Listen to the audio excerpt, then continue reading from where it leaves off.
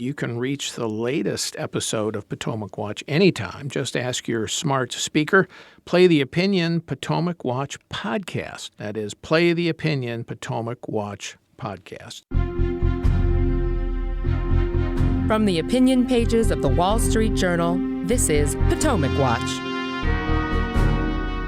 Welcome back. I'm Paul Gigot with Kyle Peterson and Kim Strassel. And another look at the Republican Party, another side of the Republican Party in the states, with Ron DeSantis, the governor of Florida, giving his inaugural address. I think it's fair to call it a muscular address. Let's listen to it. Now, Florida's success has been made more difficult by the floundering federal establishment in Washington, D.C. It wields its authority through a sprawling, unaccountable, and out-of-touch bureaucracy that does not act on behalf of us, but instead looms over us and imposes its will upon us. The results of this have been predictably dismal. This has caused many to be pessimistic about the country's future. Some even say that failure is inevitable. Florida is proof positive that we, the people, are not destined for failure. The floundering federal establishment, Kyle, and the bureaucracy that has imposed rules on the rest of us. It's the message there. Florida works, Washington doesn't. Setting himself up, if he wants to run, as somebody who is sweeping in over the steps to take the Capitol, sack the Capitol. What do you think of that message? Well, I thought it was a remarkable speech in how old school conservative Reaganite it seemed to be. He talked about ensuring that Florida is taxed lightly, regulated reasonably, spent conservatively, education reform, appointing jurists who understand the proper role of a judge. I mean, a lot of this, it could be from an inaugural address by Florida Governor Jeb Bush in whatever year that was. Oh, no, don't say that about Ron DeSantis. He'll not want to hear that because part of the base will say, oh, no, not a Bush. I know. But I do think that was notable is how core baseline conservative some of this was. The two sort of new grace notes, I would say, are COVID. I mean, he talked about Washington imposing medical authoritarianism in the guise of pandemic mandates and restrictions that lack a scientific basis.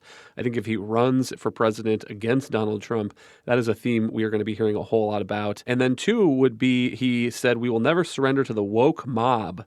Florida is where woke goes to die.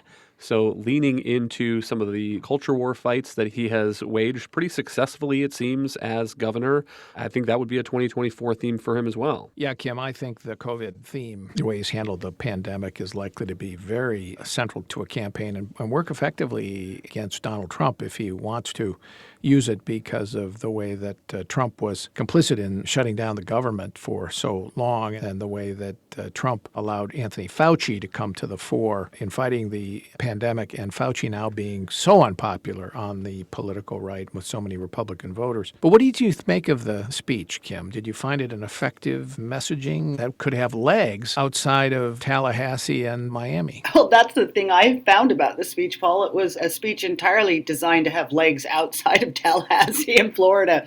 I mean, he talked a great deal about Florida and the successes his administration has had on all of the promises that they made to Florida. Talked a lot about the number of people who have moved into it. But the most notable part of that speech was how much he talked about Washington. It definitely sounded like a speech of a man who was laying out for American voters what he would do if he got to that city and how he would govern. And, that was also notable for the number of issues that he talked about that don't really have anything to do with Florida. He meditated, for instance, for a while on the border and the problems of border. He meditated for a while on Washington's failure in terms of energy policy and its refusal to tap American resources. These are national issues, and you wouldn't normally have a governor of Florida touching on them on an inaugural speech. But to me, it was a sign that he was testing the waters. He's also been running ads online, social media, kind of speaking more broadly to the nation. And all of that would seem to add up to me that Ron DeSantis is very serious about running for president. Sure sounds that way. The former president, Donald Trump, Kyle, already in the race more than a month now. Ron DeSantis still holding his own counsel on whether he will get in. Whispering is that he's going to wait until after the bulk of the Florida legislative session is done, presumably with a Republican legislature, after a series of victories on this or that policy in the state. He mentioned tax cutting, for example. I think he's going to press education reform again. He's going to continue to press inside the state hurricane preparedness and recovery. And so he's got a few victories he can tote up in Florida if the legislature goes along, which it usually has. Is he wise to hold off declaring his candidacy that long? He can still raise money, of course, and has raised oodles of it as Florida governor. He just can't put together a presidential organization, at least officially. I think he has been proved wise to hold off. I mean, there's an old line, not to interrupt your opponent when he's making a mistake. And President Trump's own presidential unveiling has gone over like a lead balloon so far. It seems to me he's been pitching NFT, non-fungible token trading cards and selling them. That was a big announcement that was teased. And so I think the DeSantis strategy here is just what you said. I mean, let Donald Trump sell his NFT trading cards and convince people that that's what he's most interested in, while Governor Ron DeSantis works with the legislature and passes conservative laws and racks up victories. And then he can announce later this summer. I mean, I don't think there's any huge rush for him to get in the race right now, and plenty of reason for him to stay out. Kim, the one cautionary note I have is a sour note from DeSantis so far as his recent impaneling of a grand jury in the state to go after vaccine makers. That's, I guess, Pfizer and Moderna for somehow being deceptive about their selling vaccines and the utility.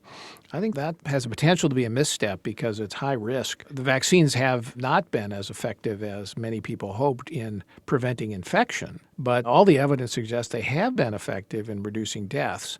And certainly there are hundreds of millions even of Americans who have been vaccinated who view them as helpful in this pandemic. I couldn't agree more. And look, the reality is if you want to point fingers at some of the claims that were made and some of the confusion that exists out there, it would be far wiser to do it at the public health establishment, which was the one putting out all the guidance.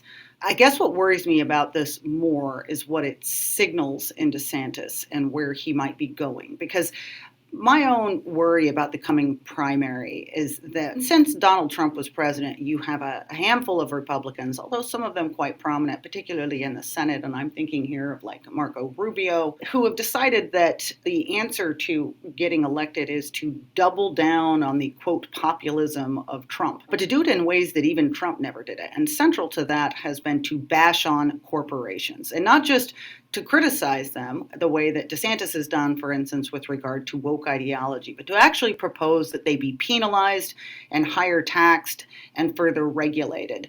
And they're doing this mostly because they think it gets some applause lines, among Americans who feel rage and want to take it out on something.